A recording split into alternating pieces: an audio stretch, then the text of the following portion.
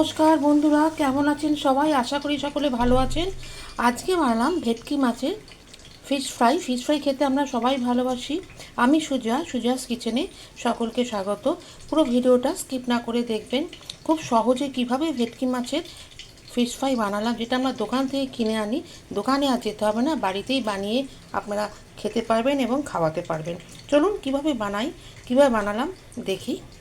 মাছের fish fry আমরা যেটা খাই সেটা ভেটকি মাছ দিয়ে হয়। তার জন্য মাছগুলো বাজার থেকে ভালো করে ধুয়ে নিয়ে এসে ফিলে করে নিয়ে আসতে হয়। বাজার থেকে ফিলে করে নিয়ে আসতে হয়। করে নিয়ে এসে আমি আদা রসুন পেঁয়াজ মাখিয়ে আধ ঘন্টা থেকে 1 ঘন্টা আমি ফ্রিজে রেখে দিয়েছি। ফ্রিজ থেকে বার করার ডিম, ব্রেড ক্রাম্ব, এই তিনটে দিয়ে ফার্স্ট কোটিংটা হয়ে যাবে। প্রথমে আমি এভাবে একটা করে মাছ নেব এবং প্রথম দেব ময়দার মধ্যে দেওয়ার পরে আমি ডিমের মধ্যে ডোবাবো। ডিমের মধ্যে ডোবানোর পরে আমি দেব ব্রেড ক্রাম্ব লাগাবো। ব্রেড ক্রাম্বটাকে খুব সুন্দর করে আমি লাগিয়ে নেব। লাগিয়ে নিয়ে ব্রেড ক্রাম্বটাকে আমি ঝেড়ে নেব। নিয়ে আমি একটা একটা করে এইভাবে সমস্ত করে নেব। আবার প্রত্যেকটা আমি করে নেব। প্রত্যেকটা ফিশ ফ্রাই আমার কোটিং করে নেওয়া হয়ে গেছে। প্রথমবার বলছি এই কারণে, এটা প্রথমবার একবার কোটিং করে এটাকে আবার আমি 2-3 ঘন্টা মতো, তার বেশি রাখলে আরও ভালো হয়, এটাকে আমি ফ্রিজে ঢুকিয়ে দেবো। শেপে নিয়ে আসলাম। দেখুন এইভাবে কি সুন্দর এইভাবে করতে হবে। করে একটা একটা করে আমি করে নেব। ফিশ ফ্রাই বানানো খুব কঠিন কিছু না। এটা আমরা দাম দিয়ে বাজার থেকে অনেক দাম দিয়ে কিনে নিই।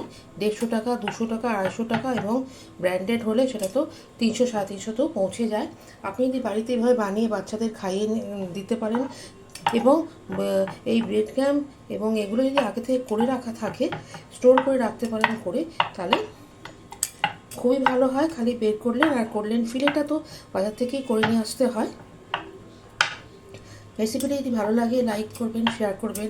ফেসবুক থেকে দেখলে অবশ্যই ফলো করে দেবেন, আর ইউটিউব থেকে দেখলে সাবস্ক্রাইব করা না থাকলে সাবস্ক্রাইব করে দেবেন। এইভাবে শেপটা আনতে হবে ফিশ ফ্রাইয়ের।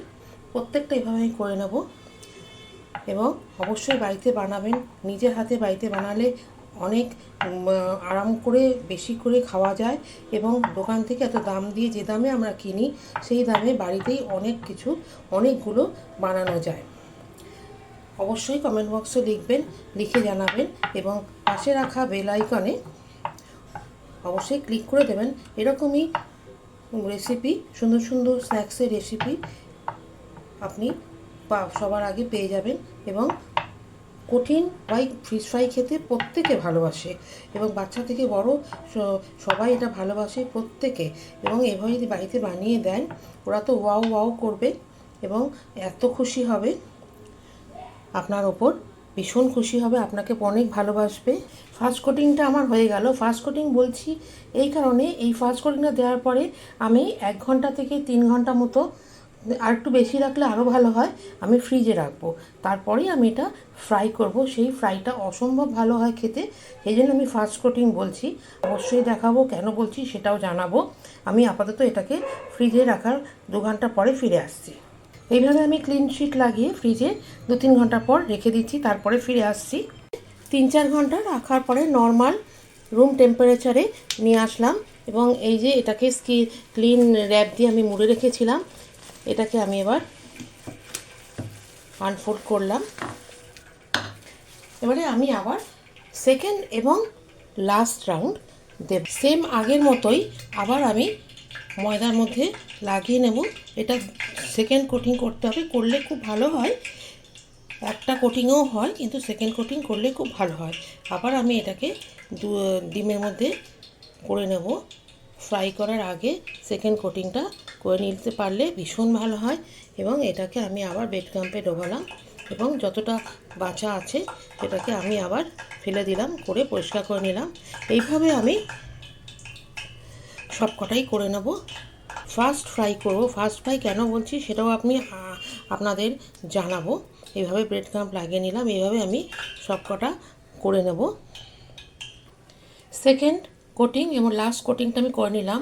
এরপরে ফ্রাই করব। ফ্রাইটা ফার্স্ট ফ্রাই কেন বলছি, ওদিকে তেল গরম করতে বসিয়ে দিয়েছি। ফার্স্ট ফ্রাই কিছুক্ষণ আধ ঘন্টা রেখেছি। আধ ঘন্টা রাখার পরে আমি ফার্স্ট ফ্রাই করব।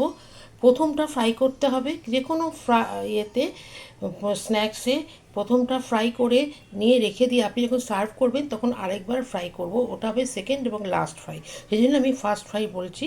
আমার এটা করা হয়ে গেছে, ফ্রাই করব। আমি ফ্রাইটা করে নেব, ফ্রাইটা করে রাখছি।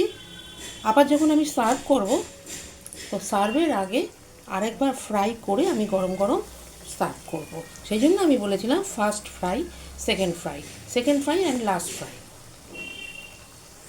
এটাকে হালকা করে ফ্রাই করে রাখতে হবে, কারণ যেহেতু আমি সার্ভ করার আগে আমি আরেকবার ফ্রাই করে সার্ভ করব। সেই খাবারটা খেতে অত্যন্ত ভালো লাগে। দোকানে এভাবেই করে, আপনারাও এভাবে বানাবেন। মনে হয় দোকানের থেকেও গ্যারেন্টি দিয়ে বলতে পারি দোকানের থেকেও ভালো হয়ে গেছে। হালকা করে আমি এখন এভাবে এটাকে ফ্রাই করে রাখবো টিস্যু পেপারের ওপর তুলে। ফিশ ফ্রাই অতিথি সেবার জন্য, বাড়ির লোকের জন্য আমার রেডি। এর সাথে স্যালাড না হলেই নয়, স্যালাড ছাড়া ভালো লাগে না। এবং আর যেটা না হলেই নয় সেটা হচ্ছে কাসুন্দিটা দিয়ে দিলাম। কাসুন্দি ছাড়া কখনোই এটা সম্পূর্ণ নয়। আপনারাও এভাবে বানাবেন, বাড়িতে বানিয়ে সকলকে খাওয়াবেন এবং সবাই খুবই প্রশংসিত হবে। এভাবে বাড়ির লোকের জন্য খুব চট করে এটি হয়ে যায়, চটপট হয়ে যায়, তৈরি হয়ে যায়। ভালো থাকবেন, সুস্থ থাকবেন, নমস্কার।